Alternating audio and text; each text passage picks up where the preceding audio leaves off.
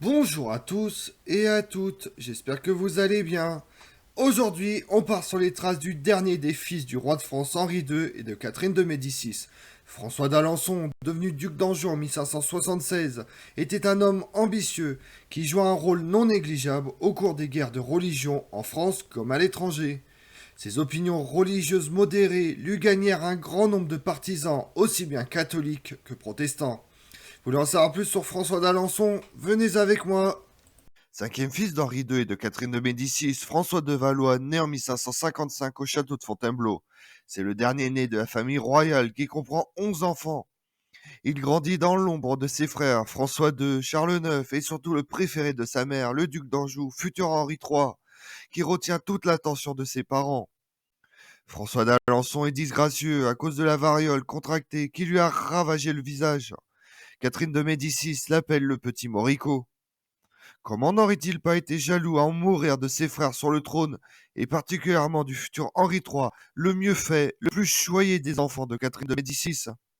François d'Alençon est un enfant chétif de naissance. Il est pourtant baptisé Hercule et a pour parrain le cardinal Louis de Lorraine et le connétable de France Anne de Montmorency, et pour marraine la duchesse de Guise Anne d'Este. En 1565, il reçoit le prénom de François aux côtés de son frère Henri, baptisé Hercule-Édouard, à l'occasion de leur confirmation au cours du Tour de France royal de 1564-1566. Malgré son rang de prince royal, François d'Alençon ne reçoit pas de sa mère, Catherine de Médicis, autant de responsabilités que le duc d'Anjou, son fils préféré. Chargé en 1569 du gouvernement de la ville de Paris en l'absence du roi Charles IX, mais la reine-mère ne lui fait guère confiance, en partie à cause de son caractère taciturne et ambitieux. Comme son frère Henri, il s'entoure de mignons, dont le plus connu est Louis de Bussy d'Amboise. Mais contrairement au roi, il n'est pas fidèle en amitié et se montre disposé à trahir certains d'entre eux si le besoin s'en fait sentir. Raison qui rend sa mère réticente à lui confier des responsabilités, surtout en ces temps troublés de guerre civile et de religion. En 1571, l'échec des négociations pour marier le duc d'Anjou avec Élisabeth Ier pousse Catherine de Médicis à proposer son autre fils, François d'Alençon, bien que celui-ci, âgé de 16 ans, soit de 22 ans le cadet de la reine d'Angleterre, âgée de 38 ans. L'alliance de l'Angleterre est recherchée pour combattre la puissance dominante du roi d'Espagne, Philippe II, qui soutient et finance le duc de Guise, chef du parti catholique. De son côté, la souveraine Tudor soutient la cause protestante. Après le massacre de Saint-Barthélemy, plusieurs grands féodaux catholiques favorables à une politique de modération en faveur des protestants sont écartés du pouvoir par le gouvernement ou placés sous surveillance. Le duc de Montmorency se retire avec son clan sur ses terres de Chantilly. Le roi de Navarre et le prince de Condé, qui ont abjuré sous la contrainte, sont assignés à résidence à la cour. Le propre frère du roi, François d'Alençon, est maintenu à l'écart. Il forme le parti des malcontents. Durant l'année 1573, il dénonce le caractère absolutiste et partial de la monarchie, prenant contact avec les protestants et monte plusieurs projets pour permettre aux princes mis en tutelle de s'enfuir. À terme, l'objectif des malcontents est d'écarter du pouvoir la reine-mère et ses conseillers italiens, Retz et Brigade, et d'imposer François d'Alençon comme successeur du roi en lieu et place du roi de Pologne, son frère aîné. En conséquence, lorsque François d'Alençon demande après le départ de son frère Henri de Valois pour la Pologne à prendre son titre de lieutenant général du royaume de France, Catherine de Médicis et Charles IX refusent. Il se méfie, le duc de Montmorency cherche à se servir de lui pour conquérir le pouvoir à la cour. À partir de février 1574, il élabore un plan avec le roi de Navarre pour écarter Catherine de Médicis et prendre le gouvernement du royaume de France. Charles IX mourant et Henri de Valois possède déjà sa couronne de Pologne. Celle de France sera pour lui, comme il le pense, et le pensent ses partisans. Mais le complot échoue, les complices des deux princes sont exécutés, et ces derniers tentent de faire bonne figure au retour de Henri III. Avant que son fils préféré ne parte régner sans réel pouvoir en Pologne, Catherine de Médicis a réussi à réorganiser selon ses désirs l'ordre de succession au trône de France. Si Charles IX disparaît et qu'Henri de Valois règne en Pologne, François d'Alençon se voit déjà comme roi de France. Or, la reine de France en décide autrement. Pour éviter toute usurpation, elle demande à Charles IX de désigner son frère Henri de Valois comme unique successeur.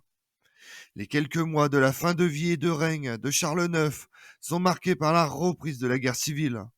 Henri de Navarre et François d'Alençon sont sous haute surveillance, soupçonnés de comploter contre la monarchie française.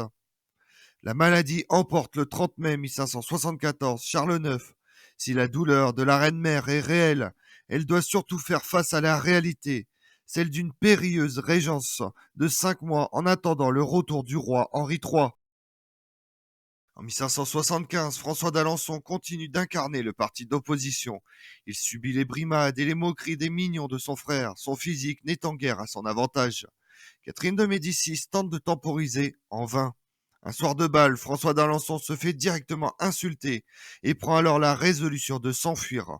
Il s'échappe à travers un trou creusé dans les remparts de Paris. Sa fuite crée la stupeur, les mécontentements de la politique royale et les protestants s'unissent derrière lui.